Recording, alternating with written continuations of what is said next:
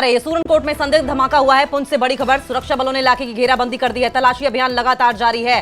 पुंछ में आए दिन इस तरह की घटनाएं देखने को मिलती हैं। सूरनकोट से बताया जा रहा है कि एक संदिग्ध धमाका हुआ है। ये धमाका क्या आतंकियों द्वारा किया गया है या जानबूझकर न्यूसेंस क्रिएट करने के लिए किया गया है, डराने धमकाने के लिए किया गया है, ये तमाम बड़े सवाल हैं जो कि जांच के बाद सामने आएंगे। पुंछ से बड़ी खबर सामने आ रही है। सुरक्षा बलों ने इलाके की घेराबंदी कर दी है।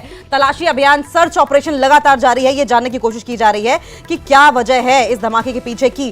क्या ये टेररिस्ट की ओर से अंजाम दिया गया धमाका है या फिर कोई हादसा है या कोई दुर्घटना है। ये बड़े तमाम सवालात हैं जो कि इस वक्त सुरक्षा बलों के सामने खड़े हैं। ये बड़ी अपडेट इस वक्त आप देख रहे हैं। इलाके में सर्च ऑपरेशन लगातार जारी है। सूरनकोट में संदिग्ध धमाका हुआ है। आपसे थोड़ी देर पहले सूरनकोट में अटैक भी हुआ था और यही वजह है कि ये जो धमाका है ये कहीं ना कहीं चिंता की लकीरें जरूर सुरक्षा बलों के माथे पर पैदा कर रहा है। सुरक्षा बलों ने इलाके की घेराबंदी जरूर शुरू कर दी है।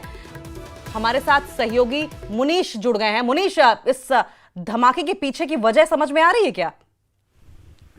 ऐसा अंकिता कि अभी तक तो इस पर कोई स्पष्ट नहीं हो पाया, क्योंकि एक तरफ सुरक्षा बलों की तरफ ये कहना था कि ये यहाँ पर किसी गाड़ी का टायर ब्लास्ट हुआ है, लेकिन उसके बाद जिस प्रकार जो है एरिया की घेराबंदी करके तलाशी अभियान चलाया जा रहा है, तो कहीं ना कहीं कोई संदिग्ध बात नजर आ रही है, जिसको देखते हुए सुरक्षा बल पूरी उस क्षेत्र की तलाशी करा रहे हैं। क्योंकि सूरनकोट पहले भी संवेदनशील इलाका है और यहाँ पर पिछले दिनों की बात करेंगे तो वहां पर 2 बार ग्रेनेड ब्लास्ट हो चुके हैं और आतंकी हमले 2-3 हुए हैं। तो जिसको देखते हुए कहीं ना कहीं सुरक्षा बल पूरी तरह सतर्कता बरतते हैं कि कहीं इसके पीछे कोई साजिश ना हो, इसलिए पूरे इलाके को खंगाला जा रहा है।